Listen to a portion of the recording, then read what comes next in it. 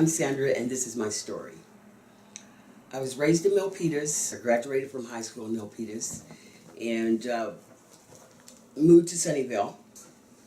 We became homeless a year after I was residing right there on Morse Avenue across from Columbia School due to the increase of rent. Once we became homeless, we tried the motels from, I would say, August to December.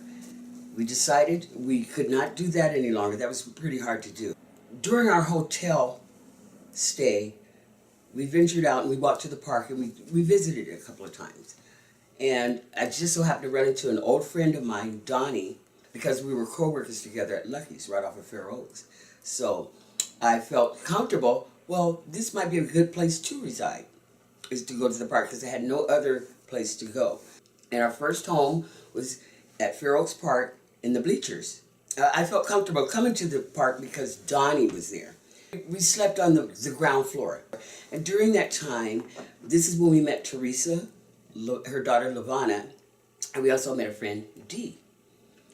And we stayed in the bleachers, resided there, and the Army had opened at that time, and they kept trying to convince us to go ahead and come into the armory at nighttime, which I refused to do because our dog was not legal at that time. And I didn't think that it was fair that they allowed us in and not others who may have had dogs that were not legal.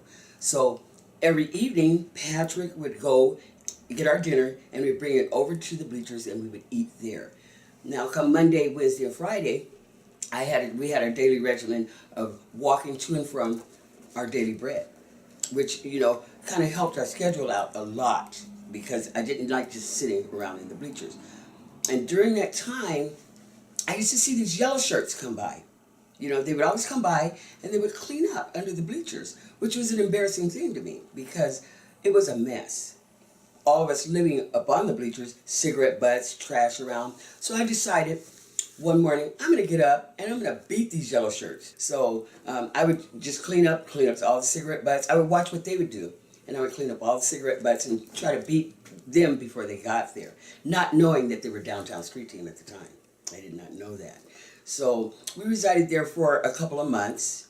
And we started being harassed by the police, which, come January, we started going into the armory. And it just so happened one morning, I came back to the park and it was 10 minutes to 6. And I wound up getting a citation. We're not supposed to be in the park until 6 a.m. And I was there at 10 minutes to 6. So once we started being harassed kind of by the police, we decided to pick up and move. And we moved over to the picnic area, okay, up under a nice large redwood tree. We stayed there for a couple of months.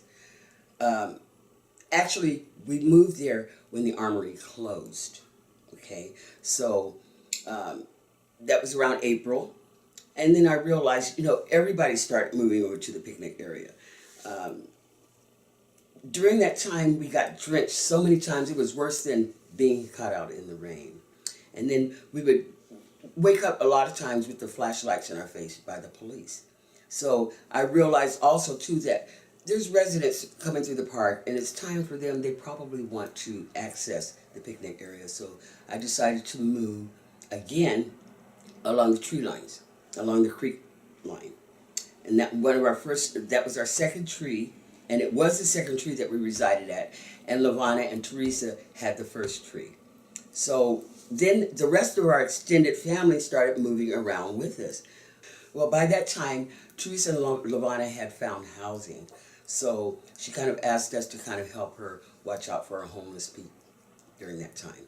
And we were all along the fence line, King's Academy's fence line. So what I decided to do was start sleeping outside of the tree line along the school fence, because each morning I would make sure I would get up by before 6 o'clock, make sure everyone was up, at least sitting up at that time, due to the police always harassing us or coming in and citing us, because we would get cited if we were caught sleeping anytime past 6 o'clock. One of our first bad nights was when the police came in about 1 o'clock and had every single one of us moving our houses, our property, outside of the park lines, and we were stuck in the King's Academy's parking lot. They held us there for about an hour, and then they just decided to take off. So we're all sitting there wondering, what are we going to do? So once they left, we all moved our stuff back in and lived as best as we could until I decided to move further down to, I guess this would be my third tree. That was very short-lived because I have a phobia with spiders. And every time I looked around, there was one on me. So I decided to move to the fifth tree. That's when we started being harassed again by the police officers. 3, 4 o'clock in the morning, they come flying. We're sleeping really good. And here we go, we woke up with, flashlights in our eyes. But never do they ever tell us that we had to move. However, we were cited a few times. So that we did for a couple of months. And then we finally moved to our fifth tree, which that took us all the way around the park until we were almost out of the park. And during that time, yellow shirts were still coming through. They were very friendly during that time. And they also had outreach. So Teresa had coerced me to come and speak with Rachel and Amy because they were at the park doing their outreach during that time. And that's when I had to apply for the Housing 1000. And she explained what that was all about. And right behind her was Amy, who did our medical. She took care of our medical for us. So during that time, I also learned that I would have to be a team member of the Downtown Street Team because soon in December, the hotel program was going to start.